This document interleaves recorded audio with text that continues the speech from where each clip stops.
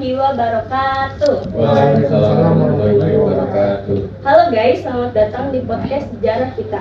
Kalian pernah nggak sih bertanya-tanya kenapa tanggal 10 November diperingati sebagai Hari Pahlawan? Apa sih yang sebenarnya terjadi pada saat itu? Nah, hari ini kita akan membahas salah satu peristiwa yang paling bersejarah untuk rakyat Indonesia, yaitu peristiwa pertempuran Surabaya pada 10 November 1945.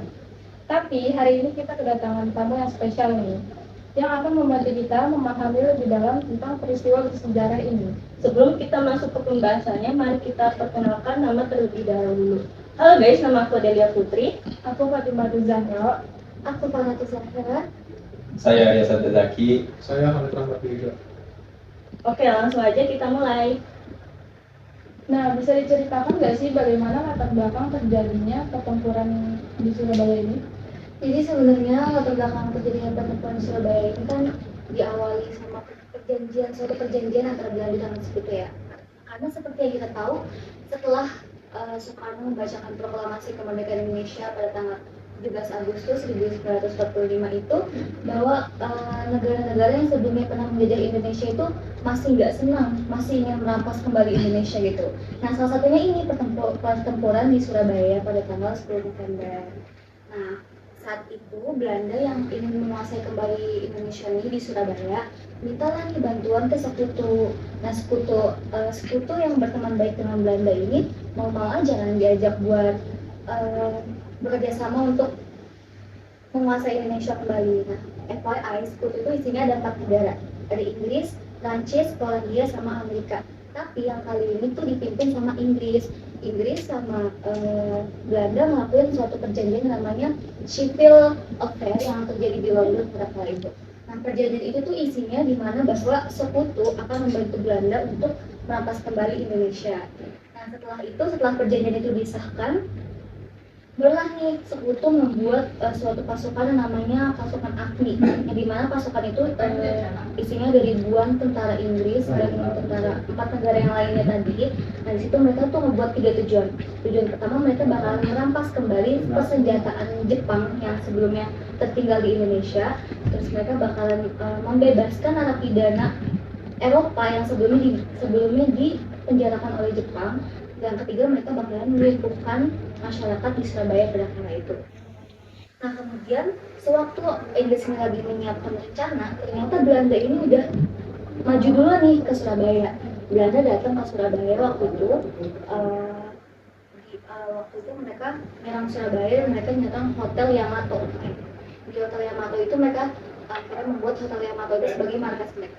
Nah, pada tanggal 18 November dan pada tanggal 18 Oktober pada tanggal 18 September Belanda ini mengibarkan bendera Belanda di atas Hotel Yamato itu. Nah, di mana itu tuh membuat kemarahan dari masyarakat Surabaya pada kala itu. Karena kan masyarakat Surabaya udah merasa kita ini udah merdeka gitu. Kenapa Belanda masih mengibarkan bendera mereka? Nah, makanya masyarakat pemuda-pemuda Surabaya pada kala itu langsung berbondong-bondong ke hadapan Hotel Yamato itu untuk ya protes lah kan. Tapi Belanda ini menolak tegas, ngapain gue nggak mau bendera gue gitu. Karena permintaan yang ditolak tegas oleh Belanda, para pemuda-pemuda ini datanglah ke pemimpin Surabaya pada kala itu namanya Pak Sudirman. Kira datanglah nih ke Hotel Yamato bersama 2 bidannya namanya Haryano dan juga Pak Sidik. Nah, mereka bertiga ini datanglah ketemu pimpinan dari Belanda pada kala itu yang dibikin sama Mr. Krugman. Mereka ketemu lah, mereka sidang nih. Mereka mengadain sebuah perundingan di dalam Hotel Yamato itu. Terus di dalam hotel itu Pak Sudirman menyampaikan lah keresahan dari masyarakat Surabaya. Pak, maaf dari masyarakat kita ini meminta untuk baca sebelum menentukan bendera Belanda gitu.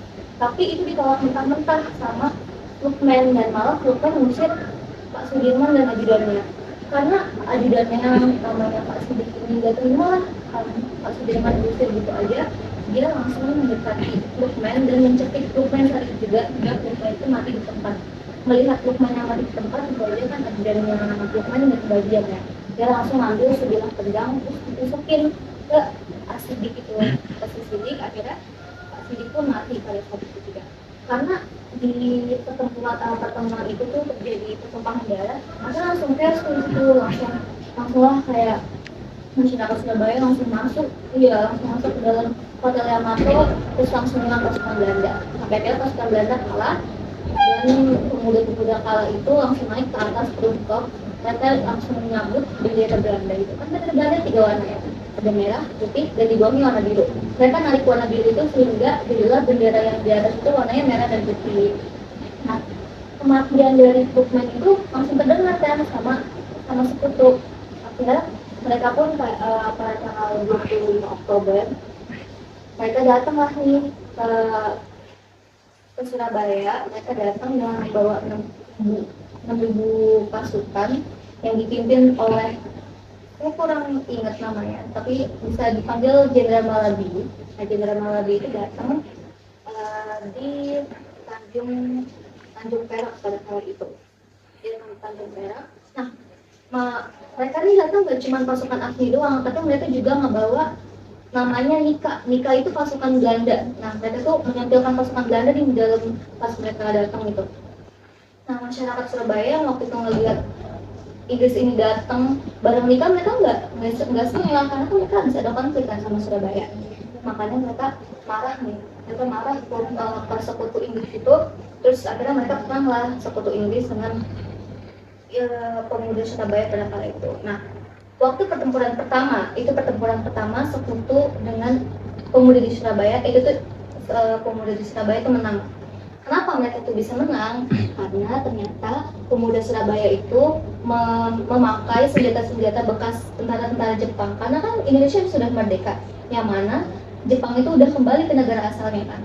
Nah, mereka itu masih meninggalkan sisa-sisa senjata-senjata seperti bom, terus granat, terus meriam, pistol. Akhirnya itu digunakan oleh pemuda-pemuda pada saat itu. Nah, Inggris nih yang tujuan awalnya mereka tuh mau mengambil sisa-sisa senjata dari Jepang, malah dong karena udah mereka nggak berhasil mengambil senjatanya, mereka kalah, senjatanya udah dipakai sama pemuda-pemuda Surabaya. Akhirnya mereka ini dendam. Mereka dendam pada saat itu. Terus pada tanggal 27 Jenderal Douglas dia membuat ultimatum, yang mana ultimatum itu berisikan kalau misalkan masyarakat Indonesia ini harus menyerahkan seluruh senjata-senjata bekas Jepang sebelum 48 jam.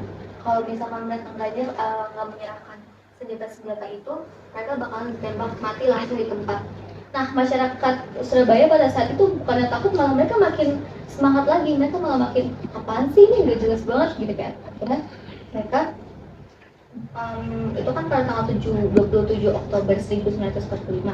Pada tanggal 28 Oktobernya mereka langsung perang lagi nih, dari pihak sekutu dan pihak pemuda-pemuda Surabaya. Mereka perang lagi. Nah, peperangan itu pun dimenangkan lagi oleh pemuda Surabaya. Nah, karena Inggris ini udah 2 kali kalah nih, akhirnya pimpinan Inggris yang namanya waktu itu Jenderal Philip, dia datang lagi ke Soekarno ke Jakarta. Dia nggak menyampaikan keresahannya kayak, Pak Soekarno gimana nih, rakyat saya udah 2 kali kalah, ini kalau misalkan rakyat saya sampai dikalahin lagi, saya nggak segan-segan loh untuk melakukan peperangan ke Indonesia ini. Nah, Pak Soekarno ngerasa ancaman itu tuh beneran. Akhirnya dia itu keesokannya pas tanggal 30 Oktober 1945 dia langsung datang ke Surabaya bersama 2 orang lainnya, yaitu Muhammad Hatta dan juga Ahmad Syarifuddin. Nah, di Surabaya itu Soekarno itu melakukan perundingan sama pimpinan Inggris yang tadi namanya Malaby itu kan, Jenderal Malaby itu. Karena mereka melakukan perundingan. Nah, di perundingan itu akhirnya mereka menyepakati tiga poin. Yang poin pertama, bahwa ultimatum atau ancaman yang dikasih sama Douglas tadi itu tidak jadi atau dihapuskan. Yang kedua, baik pihak sekutu maupun pihak dari pemuda Surabaya juga harus melakukan gencatan senjata. Yang ketiga, bahwa pihak sekutu boleh merampas atau boleh menguasai wilayah pelabuhan dan juga wilayah bandara. Nah pada saat itu tuh masyarakat Surabaya tentu aja langsung nolak mentah-mentah dong. Mereka nggak setuju kalau misalkan pelabuhan dan bandara harus dikuasai sama Belanda. Pada akhirnya yang mau gimana lagi kan itu kan keputusan dari pimpinan dari pemimpin mereka masing-masing. Jadi mereka nggak bisa nolak. Inggris pun juga beberapa pasukannya juga nggak setuju karena mereka merasa dendam sama masyarakat Surabaya pada kala itu. Jadi mereka tuh nggak terima sama poin kedua yang mana mereka harus ngelakuin gencatan senjata. Tapi balik lagi mau gimana pun lagi itu kan kesepakatan dari kesepakatan dari kedua pemimpin mereka masing-masing. Nah setelah rapat itu selesai kan Malabi ini pulang nih, Malabi sama pasukannya pulang kembali ke markasnya. Waktu itu mereka kembali pakai mobil. Nah waktu di perjalanan mobil-mobil mereka ini dihadang sama ratusan pemuda Indonesia, pemuda Surabaya, yang salah satunya itu membawa pistol dan langsung membidik di tepat di Malabi. Jadinya Malabi langsung tewas saat itu juga. Terus karena tewasnya Malabi ini langsung terdengar kan oleh pihak-pihak sekutu yang ada di negerinya masing-masing gitu. Akhirnya pada tanggal 7 November saat itu Philips dari Jenderal Philips Harding ngeluarin amuletum atau ancaman lagi kayak pokoknya Indonesia ini harus besok Indonesia harus ngibarin bendera putih. Kalau misalkan Indonesia nggak mengibarkan bendera putih, Indonesia kita bakalan menyerang Indonesia gitu. Nah terus masyarakat Surabaya yang mendengar ancaman itu bukannya takut, mereka malah semakin semangat. Ditambah waktu itu ada tokoh ulama yang namanya Kiai Haji siapa ya namanya? Asyari. Ya, Kiai Haji Asyari. Dia mengeluarkan sebuah pendapat bahwa melawan sekutu itu hukumnya adalah fardu ain atau wajib. Makanya masyarakat Surabaya itu semakin menggebu-gebu. Ditambah pada tanggal 9 November 1945 pada waktu malam, salah satu tokoh pemuda Indonesia yang bernama Bung Tomo, dia menyiarkan lewat radio bahwa saudara-saudaraku masyarakat Surabaya, kita dalam kondisi genting. Tetapi walaupun kita dalam kondisi genting, kita tidak boleh menyerang duluan. Kita harus menunggu mereka menyerang duluan, baru kita menyerang mereka balik. Karena kita harus menunjukkan ke mereka bahwa kita ini tetap ingin merdeka gitu. Kita tuh adalah negara yang merdeka. Kita tetap harus merdeka, walaupun kita hancur lebur, kita harus tetap merdeka. Mendingan hancur lebur daripada kita harus merdeka. Kita harus tetap pada semboyan kita, merdeka atau mati. Setelah pada malam-malam hari itu mereka mendengar perkataan dari Bung Tomo, semangat mereka pun semakin menggebu-gebu. Nah kemudian barulah pada tanggal 10 November 1949 itu tercetuslah perang antara sekutu dan juga pemuda-pemuda di Surabaya. Kayak gitu sih latar belakangnya. Aku nanya. Guys, disclaimer buat penjelasan KPK yang barusan tentang perang 10 November 1945 di Surabaya. Nah, jadi sebenarnya perang-perang tersebut juga udah terjadi di wilayah-wilayah lain 2 hari setelah proklamasi, dan Surabaya termasuk wilayah yang menerima berita tersebut lebih cepat dari yang lain. Nah, perang Surabaya 1945 itu dimulai pada tanggal 29 September 1945. Indonesia kedatangan tentara Inggris yang dipimpin oleh Sir Philip Higginson dengan membawakan tentara Nika. Jadi tentara Nika itu adalah tentara sipil pemerintahan Belanda yang dibawa oleh tentara Inggris ke Indonesia, tepatnya di Jakarta pada tanggal 29 September 1945. Nah, pada tanggal tersebut rakyat sebenarnya tidak menerima kedatangan tentara Inggris di Jakarta karena di sana tentara Inggris memberikan perbekalan senjata, makanan, dan membebaskan penil. Ya, penil itu adalah tentara sewaan Belanda yang diisi bekas tentara perangan Jepang. Waktu lewat pada tanggal 25 Oktober 1945, Indonesia kedatangan tentara Inggris lagi yang dipimpin oleh Jenderal Brigjen Albertine Sultan Malabi. Nah, di situ mereka datang untuk berunding memberikan kesepakatan tentang gencatan senjata Indonesia dengan tentara Inggris. Nah, Kesepakatan tersebut disepakati oleh kedua belah pihak.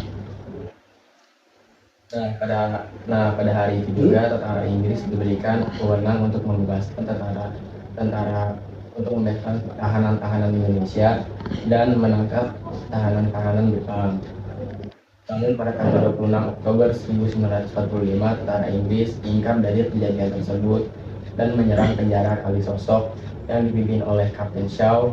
Dan pada penyerangan penjara Kalisosok mereka membebaskan Kolonel Huyer, dan mereka juga menyerang tempat-tempat yang lain seperti Bank Internasional, kantor besar, dan pangkalan udara di Tanjung Perak. Pada tanggal 27 Oktober sampai tanggal 29, rakyat pun memberikan perlawanan untuk menguasai kembali tempat-tempat tersebut. Dan buah hasil dari perlawanan tersebut mendapatkan hasil, yaitu tempat tersebut kembali dikuasai oleh pihak Indonesia, dan pihak Inggris mundur lalu menghubungi sekutu untuk melakukan gencatan senjata karena banyak tentara-tentara Inggris yang telah gugur di peperangan tersebut. Nah, pada tanggal 30 Oktober sekutu pun datang, yaitu Jenderal Albertine Walter Southern Malabi untuk bertemu Presiden Soekarno dan Wakil Presiden. Nah, pada pertemuan tersebut kedua belah pihak melakukan perundingan kesepakatan untuk memberhentikan perang karena banyak tentara-tentara dari kedua belah pihak yang telah gugur. Dan kesepakatan itu pun telah disepakati oleh kedua belah pihak sama. Namun pada hari itu juga pukul 5 sore terjadi peperangan di depan gedung internasional atau Bank Internasional, dan pada pukul 5 sore Brigjen Jenderal Malabi tewas pada peperangan tersebut. Hingga tentara Inggris pun kaget dan memilih mukul mundur, lalu memberikan ultimatum ancaman pada tanggal 10 November yang berisikan jika rakyat Indonesia tidak menyerahkan perbekalan senjata pada tempat-tempat yang ditentukan dan tidak mengibarkan bendera putih, maka pada pukul 6 pagi 10 November 1945 tentara Inggris akan menyerang Surabaya dari darat, laut, dan udara. Nah, Bupati Gubernur Jawa Timur pun menolak keputusan tersebut dan mengerahkan TKR. TKR itu adalah tim keamanan rakyat yang dipimpin oleh Kolonel Sungkono, dan TRIP itu adalah Tentara Republik Indonesia Pelajar yang dipimpin oleh Mas Iman. Nah, dari pasukan yang sudah terkumpul itu berhasil menahan tentara Inggris selama 3 minggu lamanya. Namun dari peperangan tersebut Indonesia harus kalah dan memakan korban 6.000 hingga 15.000 jiwa. Dan sisanya itu dari hasil peperangan tersebut terdesak, kalah, dan dipinggirkan ke desa Lebani Waras. Nah, dari situ peperangan Surabaya sudah selesai walaupun dengan kekalahan, tapi usaha yang diberikan oleh rakyat Indonesia sangat mumpuni dan memberikan perlawanan terhadap tentara Inggris pada hari itu. Jadi itu. Oke, aku ada pertanyaan nih. Kenapa sih tanggal 10 November itu ditetapkan sebagai Hari Pahlawan dan kapan Soekarno menetapkannya? Jadi tanggal 10 November ditetapkan sebagai Hari Pahlawan oleh Soekarno bertujuan untuk menghormati dan menghargai perjuangan rakyat Surabaya pada tanggal 10 November 1945, dan keputusan tersebut diputusi oleh Presiden Soekarno dengan keputusan nomor 316 pada tanggal 19 Desember 1959. Tokoh utama yang memimpin saat perlawanan Surabaya saat pertempuran. Beberapa tokoh utama yang berperan dalam pertempuran Surabaya 1945 itu yang pertama ada Bung Tomo, yang kedua ada Gubernur Suryo, yang ketiga ada Mayor Jenderal Sungkono, yang keempat ada Kiai Haji Asyari, yang kelima ada Mustopo, yang keenam ada Abdul Wahab Saleh, yang ketujuh ada Muhammad Mangodi. Oke, terus gimana kondisi Surabaya setelah pertempurannya berakhir? Kondisi pasca pertempuran di Surabaya itu pada tahun 1945, tepatnya di hari Senin tanggal 3 Desember 1945 itu langit di Surabaya itu masih berwarna kelabu ya, akibat gedung-gedung yang terbakar, dan bau mesiu pun masih sangat tercium di tengah kota yang porak-poranda.